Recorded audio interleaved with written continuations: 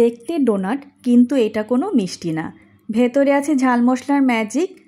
আজ বানাচ্ছি একদম ইউনিক কিছু পটেটো ডোনাট। আসসালামু আলাইকুম, আমি আতিয়া নারায়ণগঞ্জ থেকে। ডোনাট তৈরি করার জন্য আমি এখানে নিয়েছি 1.5 কাপ পরিমাণ ময়দা। আপনারা এখানে ময়দার পরিবর্তে আটা ব্যবহার করতে পারেন। তার সাথে দিয়ে দিচ্ছি পরিমাণ মতো লবণ। আমি এখানে প্রায় হাফ চামচের মতো লবণ ব্যবহার করেছি। এখন এখানে দিয়ে দিব সুন্দর একটা ফ্লেভারের জন্য কালো জিরা। এখানে কালো জিরা নিয়েছি প্রায় 1/4 চা চামচ পরিমাণ। কালো জিরাটা দিয়ে ভালো মতো একটু মিশিয়ে নিচ্ছি এবং পটেটো ডোনাটের বাইরের অংশটা খাস্তা হওয়ার জন্য ব্যবহার করব রান্নার তেল। এখানে আমি 1.5 টেবিল চামচ পরিমাণ সাদা তেল বা রান্নার তেল ব্যবহার করছি। এখন ভালো মতো শুকনো উপকরণগুলো মিশিয়ে নিতে হবে 3-4 মিনিট সময় নিয়ে। আমি হাত ব্যবহার করছি, এবার হাতের সাহায্যে ভালো মতো মেখে নেব শুকনো উপকরণগুলো।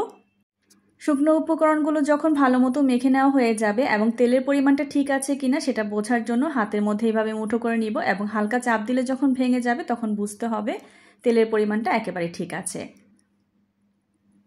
এখানে তেলের পরিমাণটা ঠিক আছে। এখন অল্প অল্প পানি দিয়ে শক্ত একটা ডো তৈরি করে নেব, যেমনটা আমরা রুটি পরোটার জন্য করে থাকি। তবে এই ডোটা খুব বেশি নরম করা যাবে না আর একেবারেই পানি ব্যবহার করা যাবে না। অল্প অল্প পানি দিয়ে একটা শক্ত ডো তৈরি করে নিতে হবে। একটা শক্ত ডো তৈরি করে নেওয়া হয়েছে, এটা ভালো মতো একটু মথে নিচ্ছি। এখন এটাকে একটু রেস্টে রেখে দেব, ততক্ষণে আমরা আলুর পুরটাকে রেডি করে নিচ্ছি। এটা একটা ঢাকনা দিয়ে ঢেকে রাখতে হবে যাতে করে ড্রাই না হয়ে যায়। এখন আলু নিয়েছি আমি 3টা মিডিয়াম সাইজ সেদ্ধ করে নেওয়া, একেবারে সম্পূর্ণভাবে ম্যাশ করে নিতে হবে যাতে কোনো রকম লাম্পস বা দানা না থাকে। দিয়ে দিচ্ছি 2টা মিডিয়াম সাইজ পেঁয়াজ কুচি একেবারে ছোট করে, তার সাথে দিয়ে দিচ্ছি কাঁচামরিচ কুচি। এখন দিয়ে দিব কিছু গুঁড়া মশলা। এখানে 1/4 চামচ পরিমাণ নিয়েছি কালো গোলমরিচের গুঁড়া, লাল মরিচের গুঁড়া নিয়েছি হাফ চামচ পরিমাণ, লবণ দিয়েছি পরিমাণ মতো, দিয়ে দিচ্ছি চাট মশলা 1/4 চা চামচ পরিমাণ। লবণটা এখানে পরিমাণ মতো দিতে হবে কারণ চাট মশলাতেও কিন্তু লবণ থাকে। সবগুলো গুঁড়ো মশলা দেওয়ার পরে আলুর সাথে ভালো মতো মেখে নিতে হবে। এই পর্যায়ে ধনেপাতা কুচি ব্যবহার করা যেতে পারে। এবার আলু ভর্তাটাকে ভালো মতো মেখে নিচ্ছি যাতে সব মশলা আলুর সাথে ভালো মতো মিশে যায়।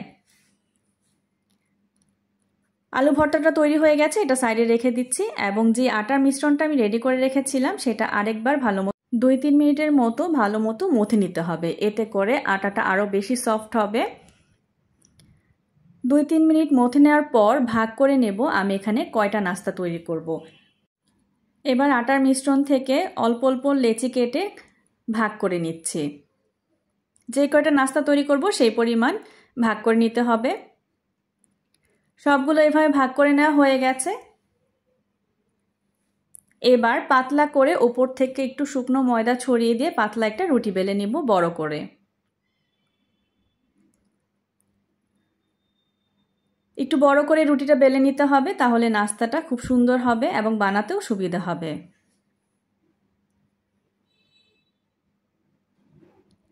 রুটিটা বানানো হয়ে গেছে। রুটিটা কিন্তু খুব বেশি মোটা করা যাবে না, একটু পাতলা করে বেলে নিতে হবে। দেখুন কিভাবে আমি রুটিটাকে একেবারে বড় এবং পাতলা করে বেলে নিয়েছি, এর থেকে বেশি ভারী করা যাবে না। এখন একটা ছুরির সাহায্যে রুটির চারপাশটা কেটে নেব এবং একটা স্কোয়ার শেপ দিয়ে নেব। চারপাশের অংশটা একটু কেটে বাদ দিয়ে দিচ্ছি।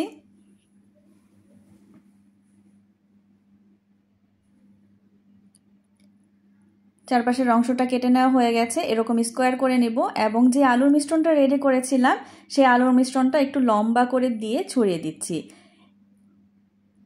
একটু রোলের মতো করে পেঁচিয়ে নেব, একটু শক্তভাবে এটাকে পেঁচিয়ে নিতে হবে। এবার একটু লক্ষ্য করুন, আমি ছুরির সাহায্যে এভাবে চিকন চিকন করে দাগ টেনে নিচ্ছি, তবে সম্পূর্ণ রুটিটা যাতে কেটে না যায় সেদিকটা লক্ষ্য রাখতে হবে। নিচের অংশটা একটু বাদ রেখে এরকম চিকন চিকন করে কেটে নিতে হবে।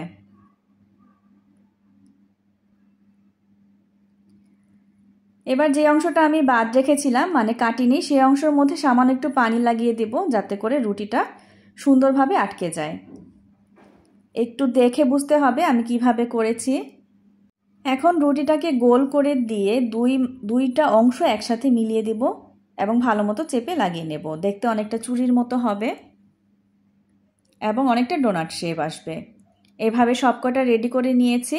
এখন চলে যাব ভাজার জন্য। চাইলে এই পর্যায়ে আপনারা ফ্রোজেন করতে পারেন। যদি ফ্রোজেন করতে চান সেক্ষেত্রে কাঁচা পেঁয়াজটা স্কিপ করতে পারেন, তবে 1 মাসের মতো ভালো থাকবে। এখন তেল গরম করে নিয়েছি, সবগুলো ডোনাট আমি ভেজে নেব একে একে। গরম তেলের মধ্যে ছেড়ে দিতে হবে এবং চুলার আঁচটাকে মিডিয়াম রেখে ভাজতে হবে সুন্দর একটা কালার আসা পর্যন্ত। এটা ভাজতে খুব বেশি সময় লাগবে না, যেহেতু ভিতরে আলুটা একেবারে সেদ্ধ করা আছে। শুধু বাইরে সুন্দর একটা কালার আসা পর্যন্ত আমরা ভেজে নেব। উল্টে পাল্টে দিচ্ছি, সুন্দর একটা কালার চলে এসেছে।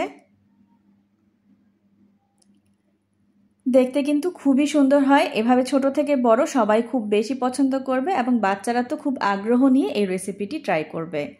তৈরি হয়ে গেল আমার পটেটো ডোনাট রেসিপি।